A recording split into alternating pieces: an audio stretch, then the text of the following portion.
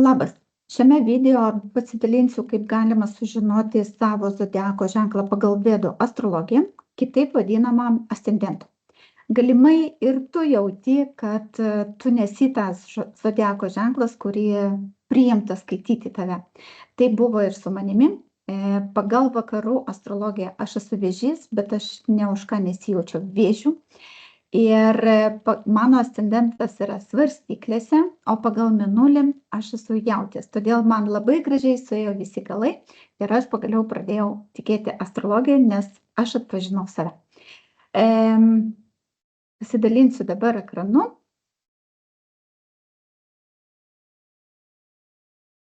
Taip. Taigi per vieną parą Vedų astrologija, pagal Vedų astrologiją per 24 valandas apsisuka visi zodiako ženklai ir todėl ascendentas gali būti bet koks ženklas ir nebūtinai jisai sutaps su to tavo ženklu, kurį tu įpratusi ar įpratęs galvoti, kad tu esi. Tai ką mums reikia padaryti? Mums reikia prisijungti prie vedichoro.com. Aš to ir pademonstruosiu, kaip tą galima padaryti.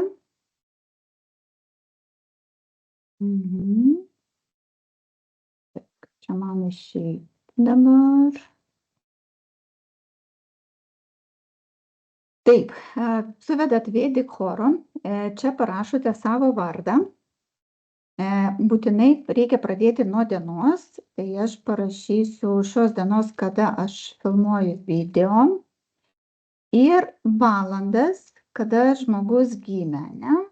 Aš dabar kaip pavyzdį paėmiau 12:20 ir aišku reikalingas miestas, kuriame gimėte. Arba jeigu miestelio neranda, tai ieškoti vis tiek artimiausias miestas, kuriame gimėte. Toliau paspausti čia rodiklę aš ne astrologas, spaudžiam ir kalkuliai.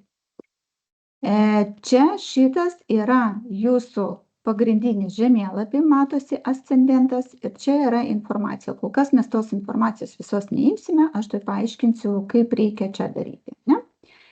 Taip, tai dabar aš vėl grįžtu prie tos pačios prezentacijos ir priminsiu, kokie yra zodiako ženklai. Tai pagal Vedų astrologiją zodiako ženklai yra tie patys.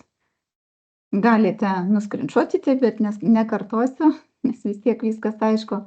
Ir svarbu šitame etape pamatyti, koks yra prie jūsų as parašytas skaičiukas. Tada einam į paaiškinimą ir matosi, galbūt žmogus, kadangi aš įvedžiau datą būtent lapkričio 17 dieną, žmogus galvoja, kad jisai yra skorpionas, bet iš tikrųjų pagal ascendentą jisai yra šaulys.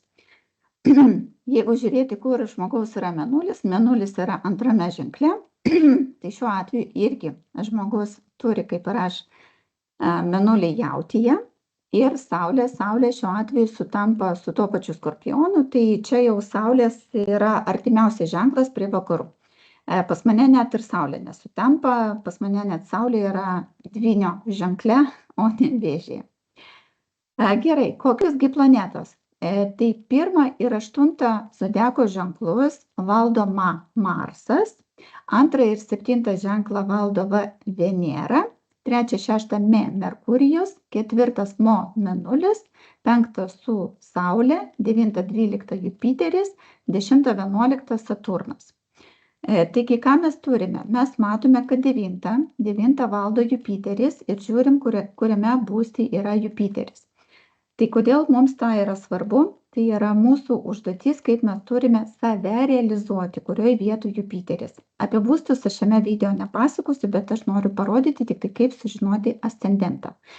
Jeigu yra raidė R, šiuo atveju Jupiteris yra R retrogradinis, Rahu ir Keto, tai yra karminiai mazgai dar vadinami, tai irgi jie praktiškai visada retrogradiniai.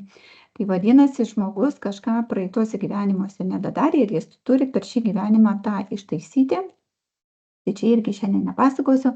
Reikia suprasti, kad šiuo atveju žmogus yra gimęs po šaulio ženklų ir jam, aišku, irgi galimai bus svarbu ir kur mėnulis randasi ir, aišku, saulė, bet ne šiame video.